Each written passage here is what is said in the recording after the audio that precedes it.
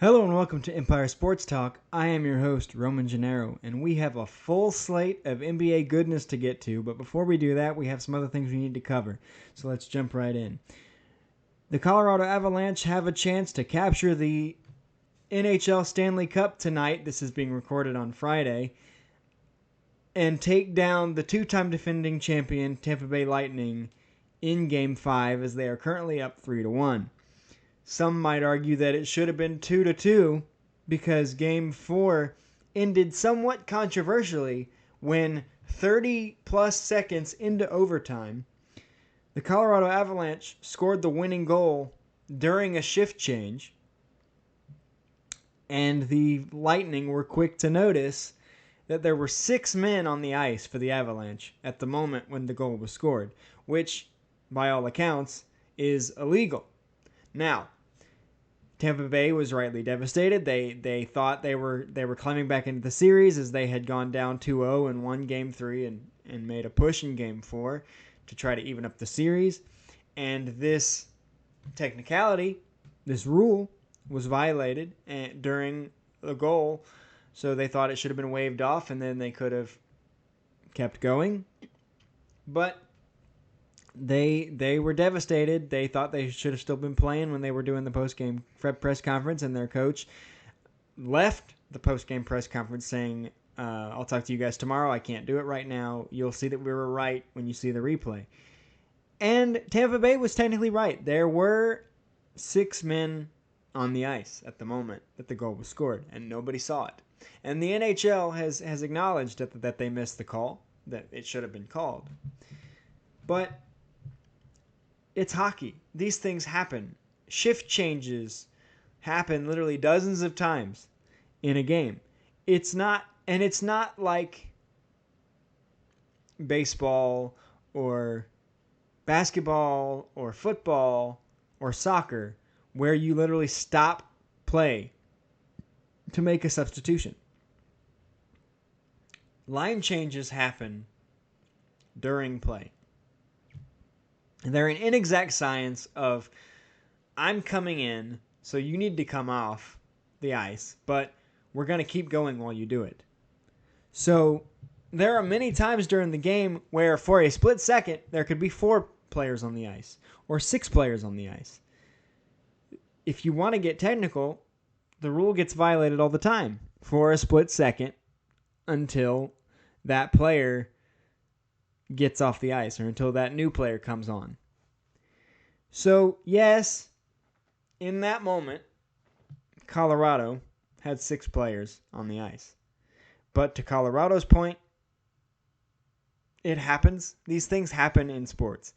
Things get missed. The third strike that gets called a ball, so the pitcher has to throw another pitch and that pitch gets hit for a home run. Or the face mask penalty that isn't called, resulting in a potential 40-yard pass falling incomplete, or the foul that is called when there was no foul committed. See Gary Payton Jr. and Jaylen Brown in the NBA Finals. These things happen. You just have to hope that you're not on the wrong end of them when they do, because it is the human element of this game, and I think of these sports, and I think it would be a huge mistake to come up with ways to remove the human element as they're trying to do in baseball with robotic umpires, because that's one of the reasons why we as regular people relate to these things, because they're all just humans. They all happen to just be really, really good at something that pays them a lot of money. So it's terrible for the Tampa Bay Lightning that they lost that way, but there was nothing malicious about it. Nobody's wrong here. The Avalanche had 6 men on the ice, but it was a shift change, which is something very, very common in the NHL. So I don't think Tampa Bay wins again. I think that blow to them was too big. So I think the Avalanche take it in 5 and win their 3rd Stanley Cup in franchise history. Another championship that's happening right now is College World Series, one of my favorites, the greatest show on dirt. And the final is set, as I'm recording this, to begin tomorrow with the Oklahoma Sooners taking on the Ole Miss Rebels. And regardless of who wins the best of 3 championship series, history will be made. If Ole Miss wins, it'll be their first title in program history. If Oklahoma wins, much more interesting, because it'll be the first time in College World Series history that both a school's baseball and softball teams win the title in the same season, as the Oklahoma Sooners softball team won the Women's College World Series a couple of weeks ago. No school has ever done it in the same year. A couple have come close. I believe the closest was in 2013 when the UCLA women won and the UCLA men lost in the final. It's never been done. It's been close. It's not that often that we even get a chance for it to happen, because both teams have to make the College World Series first, and that doesn't happen very often. So either way, history will be made in the College World Series, whether it's Oklahoma becoming the first school to win both in the same year or Ole Miss's first title. But another cool thing about Oklahoma is they're showing a lot of resilience in this tournament. They've been largely the most consistent and dominant team in this College World Series, and the Oklahoma Sooners were picked in the preseason to finish 6th in the Big 12, and they're in the College World Series final. Goes right back to my theme of never stop competing, and Oklahoma didn't, and they're 2 wins away from a title. So I wanted to do something a little bit different before jumping into the main part of the podcast with all the NBA madness. And the other day, I was at the gas station. I was heading to a movie, and I got what I needed to get, and I was checking out, and I saw a pack of Topps baseball cards. And I used to collect baseball cards. I used to get them all the time, but I haven't, as an almost 30-year-old man, I haven't gotten a pack of baseball cards or any kind of cards in almost 20 years. But something about this pack, I thought, what the heck? Let's get some baseball cards. I've been holding on to them. I haven't opened them until just before I started recording this episode. I took them out backwards so as not to see what they were, because I wanted to do it. I wanted to do it on the podcast. I wanted to see what they were on the podcast. And if you're listening on an audio format, you may want to transition over to a video format where full episodes available on YouTube. But we also go over to our socials. Subscribe to YouTube while you're there. Go over to our socials, our Empire Sports Talk socials, where I post clips. Facebook, TikTok, Twitter, Instagram. We're new to Instagram, so go give us a follow there. And let's see what we got in these cards. All right. It looks like we have a few team cards.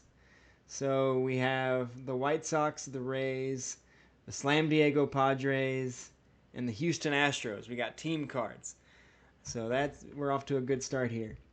And I can already see that these cards are a little bit dated, because the first player card that we have is Sean Manaea, but he's wearing an Oakland A's uniform, and he was traded to San Diego, I believe, in the offseason. So these are a bit dated, but we'll still see what we have. Oh, here's another one. Drew Smiley, but in a Braves uniform. And as we know, he calls the north side of Chicago home now. He's with the Cubs. Luis Robert. Okay, we're getting some good cards here. He's killing it with the Southsiders.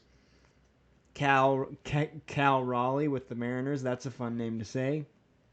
Max Kepler with the Twins. That's a good card. Aaron Judge, the MLB home run leader for 2022. Last I checked, he was on pace for 66. I don't know if that's still the case, but he is having a heck of a year. The Yankees are on pace for 272, which I believe would be the 5th best number of all time for a team in home runs. Luis Gill, Luke Weaver, Garrett Cole. This is a very Yankee-heavy pack. Alex Wells of the Orioles. One of my college buddies is a relief pitcher for the Orioles, Brian Baker. So if you see Brian Baker, I went to college with him. Byron Buxton of the Twins on a particularly glossy card. Particularly glossy. I like it. It's a special Stars of the MLB card. I remember when they used to do special cards like that.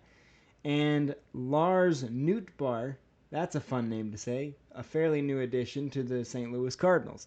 So, if you don't find cards exciting, you can skip this part of the podcast, although I hope you didn't, because that was the first pack of cards that I've opened in 20 years, and that was pretty fun.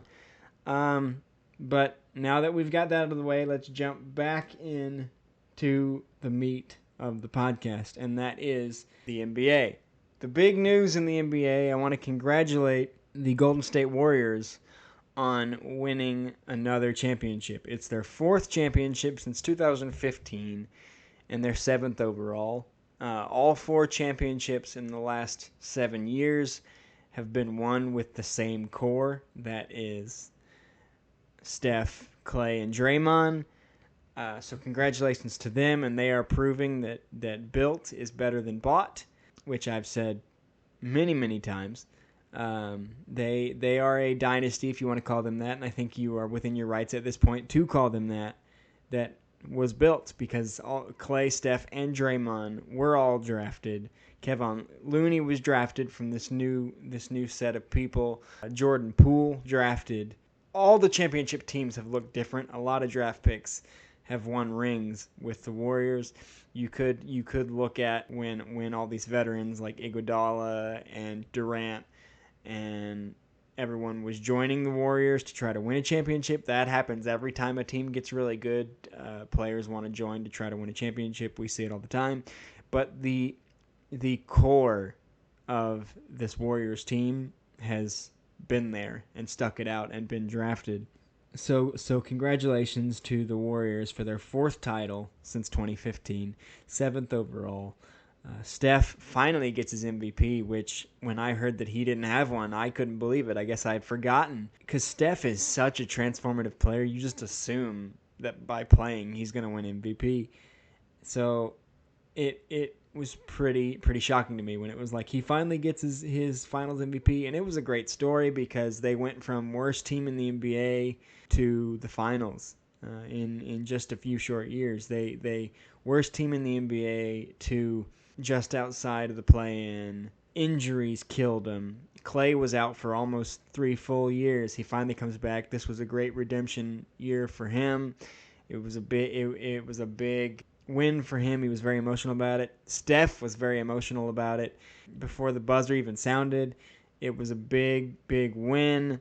Props to Boston for giving Golden State a heck of a series. It looked at one point like Boston was in full control. They were minutes from going up 3-1, and Golden State did what Golden State does and won that game and then did not lose again.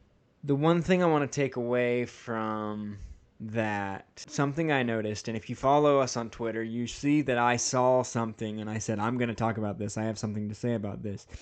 The NBA has always been run by superstars. The big players, the flashy players that we attach ourselves to and says, this is the guy, whether, all the way back from Wilt to Kareem to Dr. J to Larry Bird, Magic Johnson, Isaiah Thomas, Michael Jordan, Kobe Bryant, LeBron James, Steph Curry, Giannis, the big stars that we attach ourselves to that carry the league from a visual standpoint, from a marketing standpoint.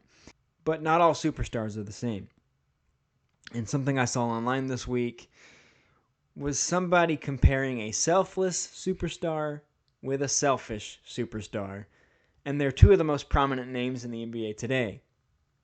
One of them is the one we were just talking about. The selfless superstar, Steph Curry.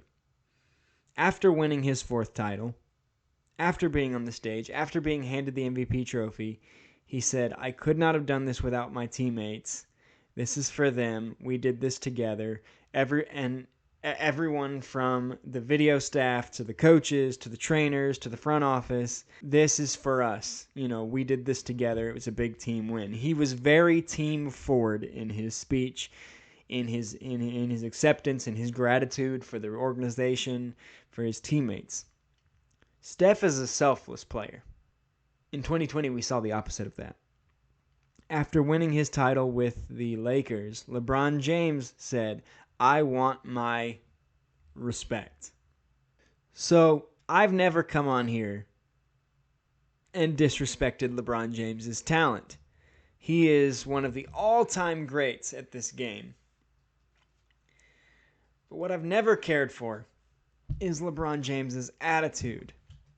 To be successful in anything, but especially to be successful at a sport on a professional level, you have to have a certain amount of confidence. And sometimes that confidence can bleed over into arrogance or showboatiness or egos. These things happen when you have to do something with a certain amount of confidence. And we see a certain amount of swagger from the Warriors when Steph Curry shoots a three and turns around and runs down the court before it even hits the net. Like, we see that. I don't love it. I don't think it's cocky, but he's that good, and he knows when he makes a shot. But LeBron saying, "I want my respect," is the ultimate sign of, we just did this as a team, and everybody look at me. LeBron's whole career, off the court, and even sometimes on, but he's a good teammate on the court. He gets his assists. He finds open teammates. He's one of the best players the game has ever seen. But his entire career, and a lot of this has to do with the media, I get that, but calling somebody King James at 15 is a lot. And then saying he's going to be the savior of his hometown franchise. But he came into the league and he adopted that nickname. He started referring to himself as King James. He started referring to himself as the chosen one. Then after 7 years in Cleveland, he made a very public and to some obnoxious announcement, being like, "I know I'm the best there is. Everybody look at me while I tell you where I'm going to play," while sitting in a gymnasium. I remember watching that special. There was nothing special about it. It was just LeBron sitting in a chair saying, "I'm going to play in South Beach." But he wanted all eyes on him. Then, when he was introduced in Miami, it was this big club-level spectacle. All-star game level spectacle for LeBron and these two other guys. One of which who had been there for years at this point, in Dwayne Wade. Then, when he decides to return to Cleveland, which I always commended him for, and I still do, when he decided to return to Cleveland, he did it in a very similar way to Michael Jordan when he just said, "I'm back." He published, he wrote an article and it said, "I'm coming home." Then he goes to the Lakers, the Showtime Lakers, all the attention on him. It was the flashiest brand in sports, and he couldn't stand not being a part of it. And then he couldn't stand not taking one of the greatest things that my generation attributes to Michael Jordan and our love of the movie Space Jam, and desecrating that and making that worse. He has admitted his need to beat Michael Jordan. He's admitted he's chasing a ghost. And to say in the biggest team moment, to say, "I want my respect." I am censoring myself there. He added another word before respect. "I want my respect."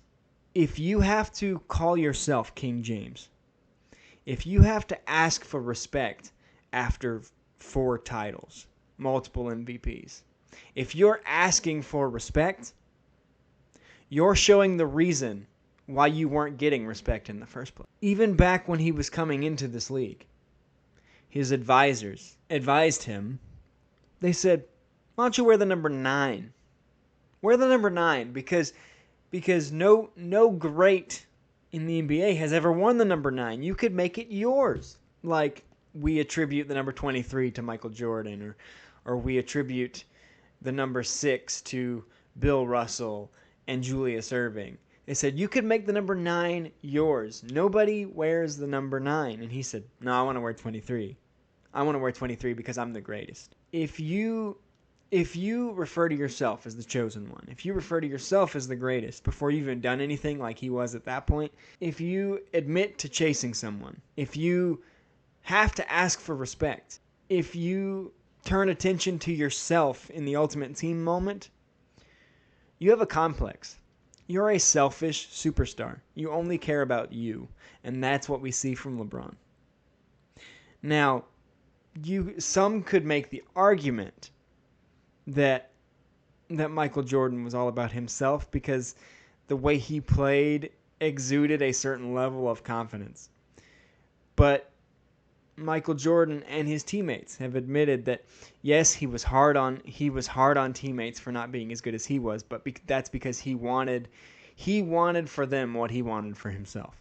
Steph and Clay and Draymond want for others what they want for themselves. Draymond even said that after winning his fourth ring that the greatest enjoyment he gets out of these other rings after his first one is seeing the players like Jordan Poole, like Andrew Wiggins, that win their first. So even they are saying the confidence and the what some might construe as arrogance that we give off is because we want the best for ourselves, but we also want that same best for our teammates. And I've never seen LeBron want the best for his teammates. He has jettisoned entire teams out of the city he's playing in because he doesn't like them. He wanted to get rid of Lonzo Ball. He wanted to get rid of Brandon Ingram and Kyle Kuzma. So he did. And he brought in his friends. He brought in Anthony Davis. He brought in Carmelo Anthony. He brought in Russell Westbrook. And look how that turned out. Not only were they terrible, but all three of the players that used to play with LeBron, Lonzo, Kuzma, and Brandon Ingram, were on teams that, for the most part, the Wizards fell apart at the end, but for the most part, had better seasons than LeBron's team of buddies. We have not seen LeBron do what's best for his teammates, especially if it comes out of having to sacrifice something for himself. LeBron has always been chasing his own ego, chasing his own stats and glory. He's always been chasing to be better than Michael. And that shows why he felt the need to ask for respect in 2020. He's showing why he doesn't have it, and that's why he needed to ask for it. But the Golden State Warriors have proven that they are full of selfless superstars who, as long as they stay together, they're in their 30s now, so who knows how long they'll each be around. Steph's ankles are giving him problems. Clay's coming off of a brutal injury journey. So who knows how much longer they'll be around and be able to do this. But I don't think the Warriors are going anywhere. And when those big three do hang it up, with players like Jordan Poole and Andrew Wiggins being there and Kevon Looney being there and wanting to stay, I don't think they're going anywhere even after those players leave. So congratulations to Golden State on another championship, on being so selfless and showing us how superstars should be. Last night, as I said, this is being recorded on Friday. Last night was the first round of the NBA draft. Big night for the NBA. A lot of great players were drafted. It was a very deep draft, but there was no clear-cut number one.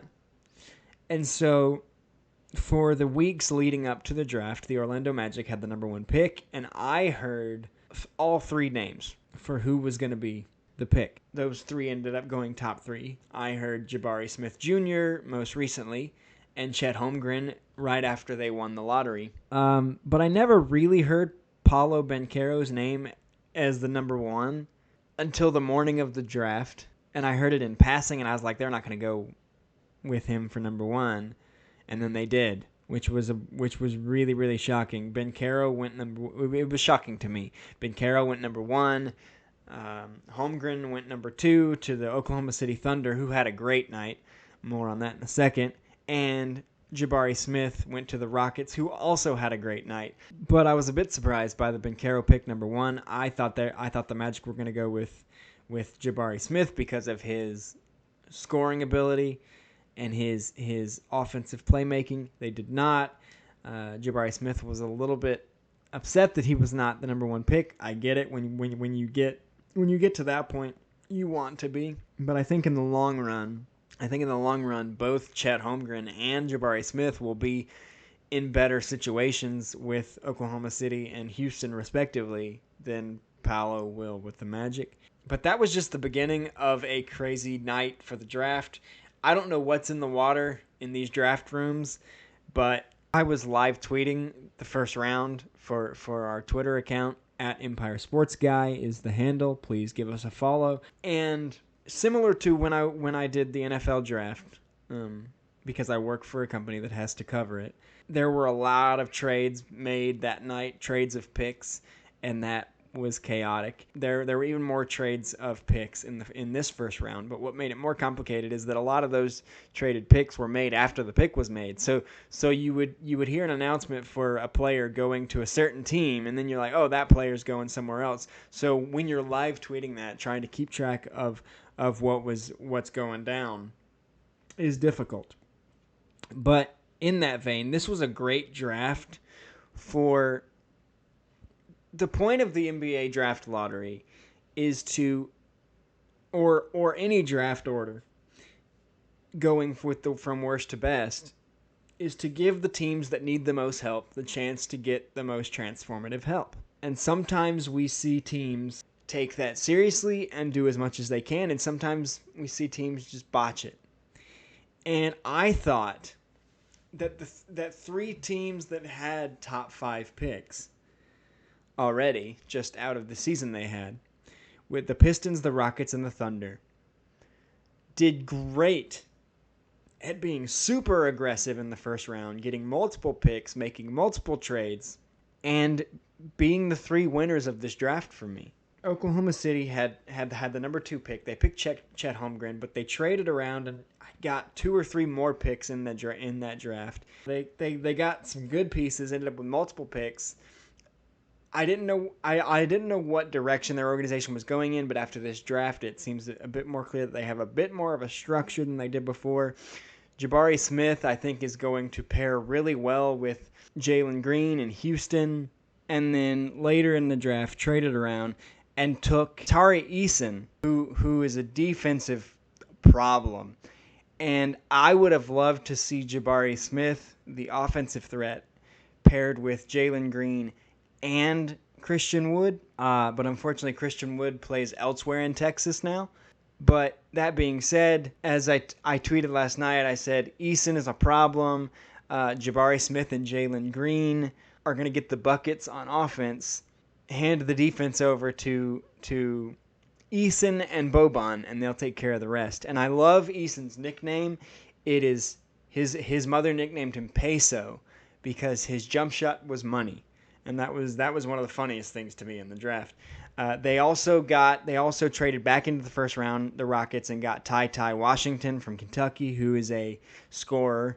So they got one of the steals in the draft. So I think Houston did a great job. Oklahoma City did a great job getting pieces that they need to find their identity. Detroit with Jalen Ivey, I think he was one of the best picks in this draft. And we kept seeing Detroit's name pop up in the first round. I couldn't keep track of who was going to Detroit and who wasn't. And then we had a move after the draft that I'll get to in a second. But they got Jalen Ivey. And Jalen Ivey has a great story if you don't know it. His mom was a former WNBA player and coach at Notre Dame. And so he grew up around the game. And it meant so much to him to get to the NBA, and his mom was there, and he got drafted to Detroit, and his mom played for the Detroit Shock of the WNBA. It's a great story with him. That was the guy they wanted at 5, and he fell to them at 5. He was projected to go at 4 to the Kings, but they took Keegan Murray instead. So he fell to them at 5, and I think it was one of the best picks of the draft. Benedict Mathurin of Arizona went to the Pacers at 7 or at 6, and he is my favorite player in this draft. What I saw from him in the tournament out of Arizona, I had Arizona winning the whole thing, I think, this year, or at least getting to the final, and they fell short. But Mathurin has big game potential. I'm really excited to see what he can do in Indiana, and if he can take them back to where Paul George had them, conference finals and that kind of situation. And then things got interesting after that.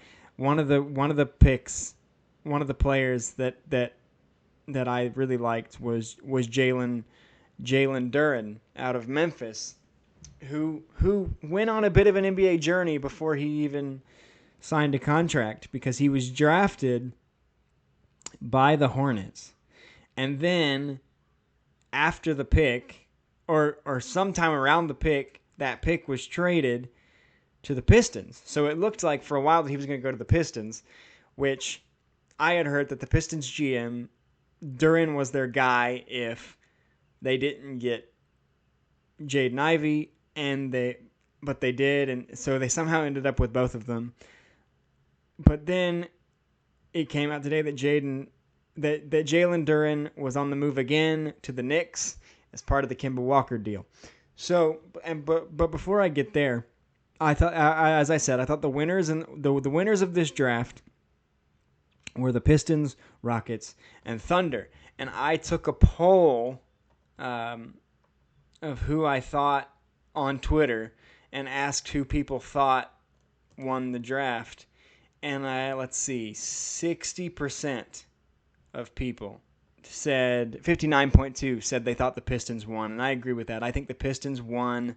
I would have liked it a little bit better if they had held on to Duren and paired him with Ivy and Cade Cunningham and Killian Hayes. I would have liked for them to hang on to Duren because he's a big man. He's a prototypical big man. He's a traditional big man. He gets comped with Bam Adebayo, so I would really like them to see them hang on to Duren. But he's going to the Knicks, which brings me to my loser of the draft. Even though they got Duren later, they had one pick in the draft. Their pick, shockingly by New York fans, was not well received. It was a shooter out of France. There wasn't a lot known about him. They traded him pretty immediately for 3 future first rounds, 2 of which were conditional, so those might not even end up being first rounds. Those might end up being second or thirds, and then got Duren later. But in order to get Duren, they had to give up Kemba Walker, who, despite having a rough go of it with the Knicks, I still think is a great player in this league. He goes back to Detroit, although the rumor is Detroit is working on a buyout for him, so he might not even suit up for the Pistons, which I would love to see. But their backcourt at this point is their strong point. They just traded Jeremy Grant to the Blazers for picks, which is, I think, how they were able to be so busy in this draft. But I do think the Pistons won. On my poll, 59.2% of people said the Pistons won, 25.5% said the Rockets won, and 15.3% said the Thunder. And I added an option for them to say someone else, and out of 98 people, nobody voted for that. So it's pretty clear who the winners of this draft were. The Thunder, the Rockets, the Pistons. The Knicks, to me, were the losers, trading away Kemba Walker and kind of messing up the one pick they did have. The Knicks, the last couple of years, they were hoping to get Zion. They didn't. And they were hoping to get Kyrie and KD. They didn't. And so the Knicks have had high hopes the last several years, and they're a big franchise. They should have high hopes, and they've been dashed every time. But it seems that every time the draft comes around, they can't figure it out. And getting Jalen Duren is great. I think he's a really good player. I think he's going to be very good at the next level. But that's not. There's still a long way to go for the Knicks, and I think they're banking a little bit too hard on the flashiness of Madison Square Garden and free agency, because now we've heard Kyrie Irving might be on the move, and the Knicks want him, and the Knicks want all these people. But the Knicks aren't attractive right now. The Knicks aren't an attractive team, so you can't bank on free agency that is entirely subjective to an individual's decision and perception of your franchise, which is not an attractive franchise at the moment. So I think it's going to be a long road for the New York Knicks, and this draft did not help. The last thing I want to touch on, I just mentioned his name. That's what we in the business call a segue. Kyrie Irving was not able to work out a deal with the Nets. He wanted a long-term contract. They did not want to commit to him. Shocker. So now they're working on a sign and trade. And Kyrie Irving has a list of teams that he would prefer to be traded to. The Lakers, the Mavericks, the Heat, the Knicks, the Clippers, the Sixers. It's a good list of teams. I don't think the Sixers would be a good idea because if they want to hang on to James Harden, he has played the one more often these days, and you would have two ball-dominant shooters on the same team. I don't think that would work out.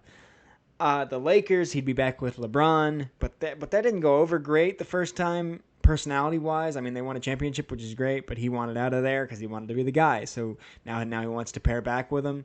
The Mavs would be the most interesting to me, pairing him with Doncic if Brunson moves on and gets his big payday, which is projected somewhere like $22 million. The list of teams isn't my problem here. The problem is that it's no surprise to me from the Nets' standpoint that this did not work out because the Nets have lost interest. Because Kyrie, he's had an injury history, we get that. But Kyrie has missed a lot of games for the Nets for completely avoidable reasons. Regardless of where you stand or where I stand on the vaccination thing, that kept him out of the majority of the season last year. It's his choice. I agree with that. I think everybody should have had that choice. He made his choice, but he wasn't available to the team that had paid him. And the year before, he had just decided he didn't want to play. No injury, no reason for leave. He pulled a Dennis Rodman going to Vegas and decided he just didn't want to play. So he proved he was a flake. He proved he wasn't reliable. He proved he wasn't there for the Nets. So it's no surprise to me the Nets did not want to commit to Kyrie Irving because Kyrie Irving doesn't want to commit to anything. So in that situation, the deal was not done. The deal was not made because Kyrie Irving is unreliable. The deal was not made because of choices Kyrie Irving has made. So why am I going to help you as if I was the Nets organization? Why am I going to help you get the situation of your choosing when you kind of screwed me in the 2 years that you played for me because you didn't play for me? And it wasn't because you were hurt. So I don't like that Kyrie's like, okay, we can't work out a deal. Do me a favor and trade me to one of these teams. No. Like, it's vindictive a little bit, but I've seen situations where a team and a player have a falling out, so they trade him to like the worst team in the league. I don't know if anybody wants to commit to Kyrie. The Lakers are interested. That's because the Lakers are desperate. Look at their 2021. Look at their 2021 season. Look at last year. Like look at what's happening there. The Lakers are desperate to turn that around. The Lakers are interested in anybody. I turn on Twitter and every 5 minutes to see the Lakers are interested in so and so. Of course they are, because they're in a bad spot. I have not seen Kyrie's name attached to any of these other teams on this list other than he is interested. I have not seen the Heat, the Knicks, the Clippers say they are interested. The Knicks were interested during the free agency push. That was 2 years ago. A lot of crap has happened since then with Kyrie Irving. And then, whatever happens with Kyrie Irving, presumably he's played his last game with the Nets, however few there were. What's that going to do for Kevin? Because Kevin Durant chose to play with the Nets because Kyrie Irving chose to play with the Nets. It was a package deal. They worked it out together. So what's he going to do? So is Kyrie Irving going to screw an entire organization in their near future because he made decisions? I don't want to play. I don't want to play. I'm not hurt. I'm totally healthy. I just don't want to play. So I think Kyrie Irving is the last person who is in any kind of position to be making demands of what team he wants to play for next. And if he does, who's to say that team wants to do it? He's like, yeah, he's a great player when he plays. But there are a lot of great players in this league that show up every night. So I think Kyrie Irving is the last person that should have a wish list for a sign and trade. Because the reason that it's come to this, the reason why no deal was made, was entirely because of Kyrie Irving's decisions. Those are my 2 cents. That's all I have for you this week on Empire Sports Talk. I am Roman Gennaro. It is Friday. let's all go 1-0 today. Follow us on socials, TikTok, Instagram, Twitter, Facebook. Tell your friends, listen to podcast, available wherever you listen to podcasts, and we'll see you next time.